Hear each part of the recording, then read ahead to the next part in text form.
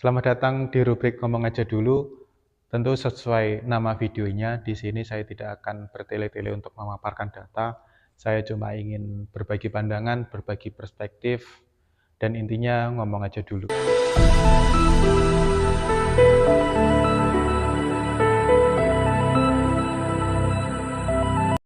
Mungkin ini video yang kali pertama saya buat di rubrik ini.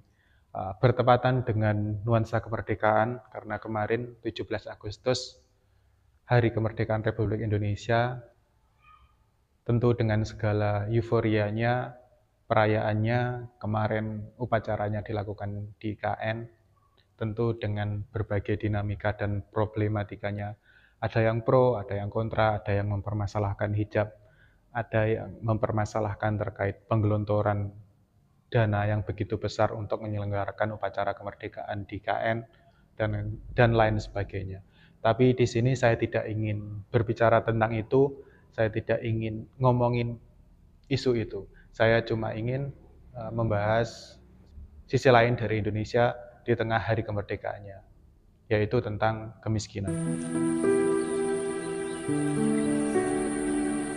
Kita tahu di tengah kemerdekaan Republik Indonesia yang sudah ke-79 ini, kita masih bisa melihat masyarakat yang tertindas, masyarakat yang tidak merasakan keadilan, masyarakat yang terampas hak-haknya, dan lain sebagainya.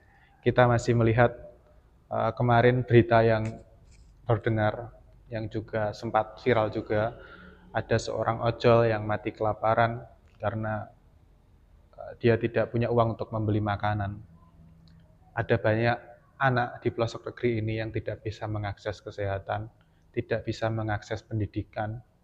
Ada banyak orang tua yang kurang terawat kondisinya, dan lain sebagainya.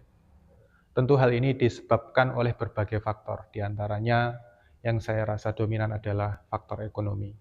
Maka dari itu, di sini saya akan membahas terkait bagaimana hal itu bisa terjadi, dan faktor apa saja yang menyebabkannya. Kita pastinya familiar.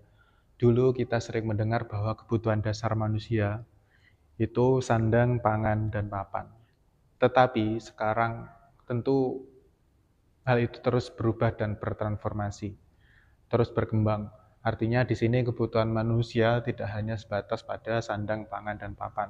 Kebutuhan dasarnya sekarang sudah menyangkut pendidikan, kesehatan, akses kerja, dan lain sebagainya. Maka dari itu, seorang yang tidak bisa mendapatkan berbagai kebutuhannya, terutama dalam hal sandang, pangan, papan, terlebih pendidikan dan juga kesehatan, maka bisa digolongkan sebagai masyarakat yang cenderung miskin. Dan kita tahu di Indonesia kemiskinan masih sangat menjamur. Bila kita lihat jumlah penduduk Indonesia, lebih banyak yang menengah ke bawah dibandingkan dengan menengah ke atas.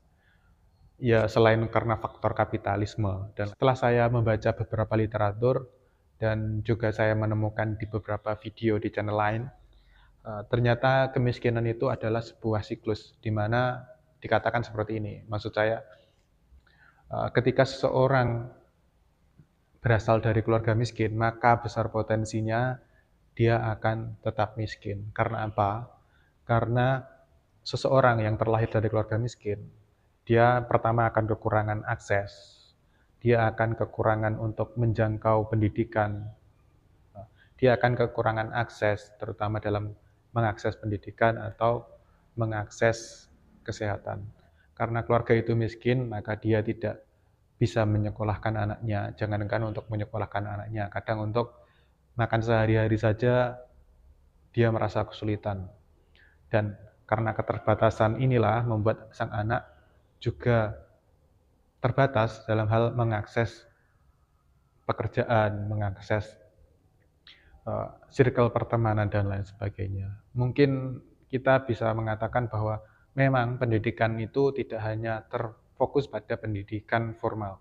Karena di sini kita bisa mencari alternatif lain. Katakanlah mungkin pendidikan dalam ruang-ruang diskusi, pendidikan dalam ruang-ruang kreasi, dan lain sebagainya.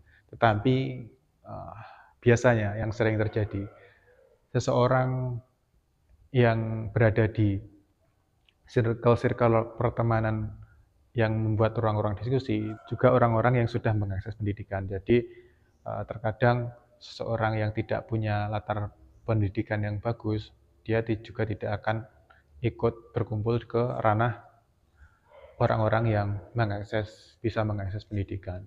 Kita bisa melihat beberapa anak yang lahir dari keluarga miskin dan terutama yang sulit untuk mengakses pendidikan, maka dia akan berada di siklus itu terus-menerus. Artinya di sini harus ada pemutus rantai kemiskinan tersebut. Maka dari itu mungkin ada banyak hal yang bisa dilakukan, baik itu pemerintah, pihak swasta, ataupun kita sendiri. Kita pun juga bisa tergerak untuk ikut memutus rantai kemiskinan tersebut. Terutama dalam hal apa? Terutama dalam hal pendidikan. Kita tahu mungkin pemerintah juga sudah menyiapkan banyak cara untuk menjembatani antara yang tidak bisa mengakses pendidikan, terus kemudian bisa mengakses pendidikan. Salah satunya dengan adanya beasiswa, atau mungkin pihak swasta juga menyediakan beasiswa. Dan kita entah berperan sebagai apa yang kita bisa, mungkin juga bisa menjadi pemutus rantai kemiskinan tersebut, terutama dalam wilayah pendidikan. Tapi belum banyak orang-orang yang sadar bahwa pendidikan itu penting, pendidikan itu bisa menjembatani seseorang untuk mengangkat harkat martabat keluarganya, terutama dalam hal ekonomi. Mungkin belum banyak yang menyadari hal tersebut. Maka dari itu perlu untuk kita mempunyai kesadaran secara kolektif, secara bersama, bahwa pendidikan itu penting, pendidikan itu jadi salah satu sarana untuk mengangkat harkat martabat ekonomi keluarga, dan pendidikan itu yang memperluas akses kita ke berbagai kesempatan. Dan di sini tentu semua pihak harus bersinergi, dari pemerintah, pihak swasta, ataupun kita sendiri. Pemerintah bisa menyediakan banyak beasiswa, pihak swasta dengan kesadaran itu turut menyumbangkan profitnya, keuntungannya untuk menunjang pendidikan di Indonesia.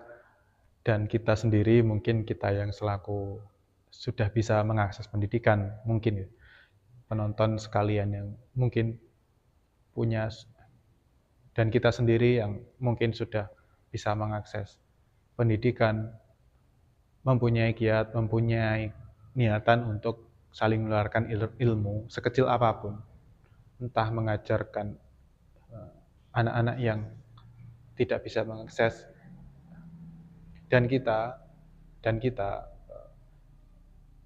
sendiri yang mungkin mempunyai, dan kita sendiri yang mungkin mempunyai kesempatan untuk mengakses pendidikan, terutama pendidikan tinggi. Kita punya niatan untuk turut memberi atau menularkan keilmuan kita kepada sebanyak mungkin orang. Dan dari itu maka satu persatu faktor penyebab kemiskinan mungkin akan terdegradasi, dan kita mungkin bisa mulainya dari pendidikan. Mungkin itu beberapa yang ingin saya sampaikan di tengah euforia kemerdekaan ini, dan mari kita saling bersinergi untuk memutus rantai kemiskinan dari orang terdekat kita, dari hal-hal yang sekecil apapun yang bisa kita lakukan. Dan cukup sekian, ngomong aja dulu. Wassalam.